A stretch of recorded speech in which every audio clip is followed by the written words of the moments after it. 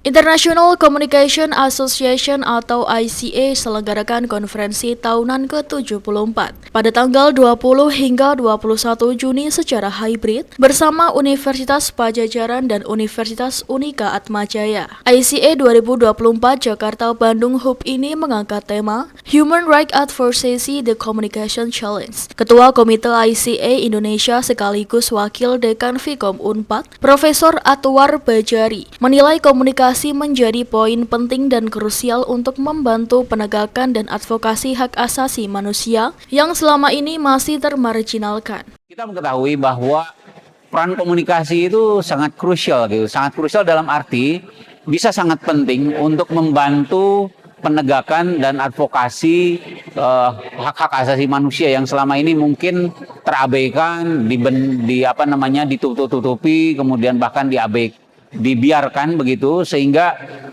orang-orang yang memahami komunikasi mencoba mengangkat tema ini sebagai bagian yang penting, di mana sejauh mana peran komunikasi bisa menegakkan hak-hak asasi manusia di belahan dunia yang lain, tidak hanya di Indonesia. Saya kira karena kita melihat bahwa masih ada kejahatan perang, masih ada konflik yang belum diselesaikan, masih ada penindasan terhadap kaum-kaum terpinggirkan seperti perempuan, anak-anak, kemudian kelompok devian dan lain-lain yang mungkin perlu dibantu oleh kita melalui program-program komunikasi.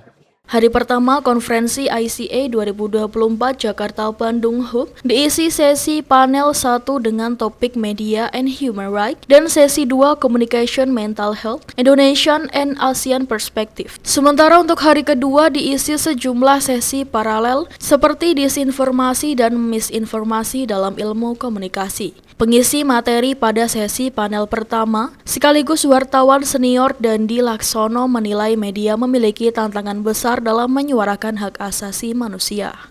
Human right, isu-isu asasi manusia ini isu yang marginal, yang nggak laku secara pasar dan nggak disukai negara, kira-kira gitu. So, kalau tanya tantangannya apa, berat banget. Karena ini kayak bikin konten yang nggak bisa menjanjikan survive secara ekonomi dan juga menandakan risiko politik. Tapi justru disitulah tantangan komunikasinya. Ngapain kita bahas kalau gampang, kira-kira gitu. So, saya juga sebenarnya men-challenge ke sarjana komunikasi, ke para praktisi dan akademisi di International Communication Association ini untuk merumuskan bahwa bagaimana kita tetap membuat saluran komunikasi antar komunitas, antar masyarakat sipil. Jadi kita tidak perlu tergantung kepada media dalam artian media mainstream. Sekarang ini zamannya kitalah medianya. Dekan Vkom Unpad Dr. Dadang Rahmat Hidayat bersyukur Fakultas Ilmu Komunikasi Universitas Padjadjaran dapat menjadi tuan rumah konferensi ke-74 ICA. Dirinya menilai penyelenggaraan International Conference ini sebagai bagian dari internasionalisasi yang dilakukan oleh Vkom Unpad. Alhamdulillah untuk kesekian kalinya Fakultas Ilmu Komunikasi Universitas Padjadjaran mendapatkan kepercayaan untuk menyelenggarakan International Conference.